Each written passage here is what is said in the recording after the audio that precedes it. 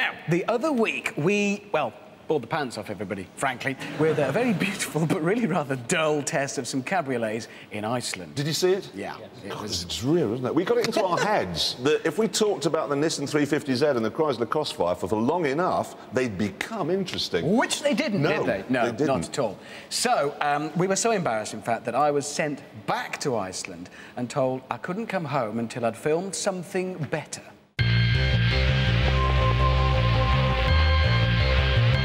This is Iceland's idea of a Jeep.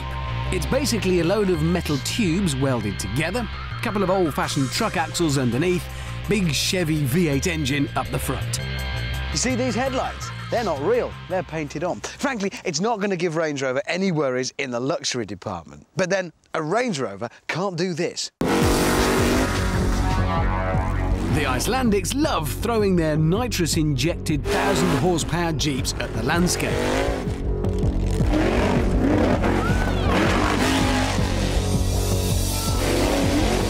They're like one huge toddler group, always looking for new and ingenious ways of damaging themselves. And their latest location is this. Water. The very wet water of Lake Klevoat. And they're not driving in it, they're driving on it. Yes, they reckon they can take this big block V8-powered, solid girder-framed 1.5-ton off-roader and drive it across this lake. The theory is that the huge treads on these tyres will act like the scoops on a paddle steamer, grabbing at the surface and powering the Jeep along. Thing is, though, if a paddle steamer stops, it's still a boat and it floats. If this thing stops, it's not a boat, it's still a big heavy car and it'll sink.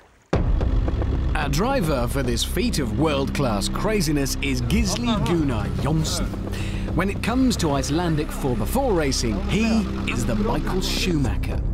Only without the money, private jet, yacht, mansions or sponsorship deals. But otherwise, peas in a pod. Right, this is the plan. Gisli is going to get up as much speed as he possibly can on the beach before he enters the water about here. And the finishing line is over half a kilometre away, over there on the other side of the bay.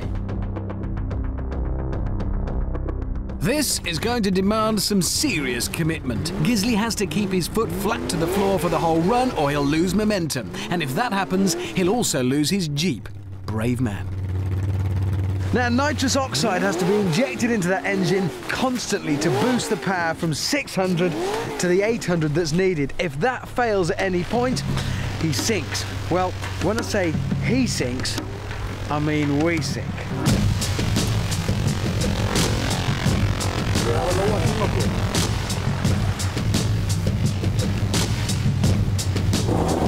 Right.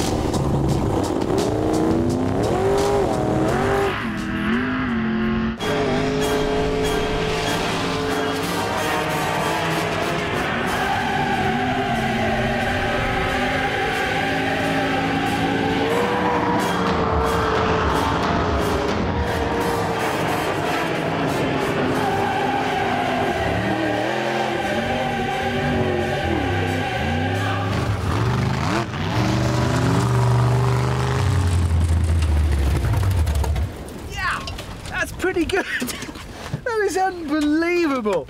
You can feel the moment when it hits the water and it just takes a pounding and the helmet comes down and it's different. My only worry is it's not going to be enough. You see, now he's proved his theory, he wants to turn it into a race. Right.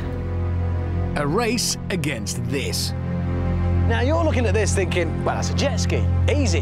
Now, this is Iceland, remember? They think Bjork is normal here. So, no, it's actually a snowmobile, a vehicle designed to go on, well, snow.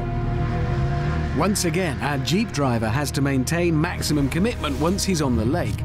But the same applies to Jarmi Haldarsson, our snowmobile rider. The merest lift, the tiniest hesitation, the slightest loss of nerve, and even perpetual sunlight won't dry them out in a hurry.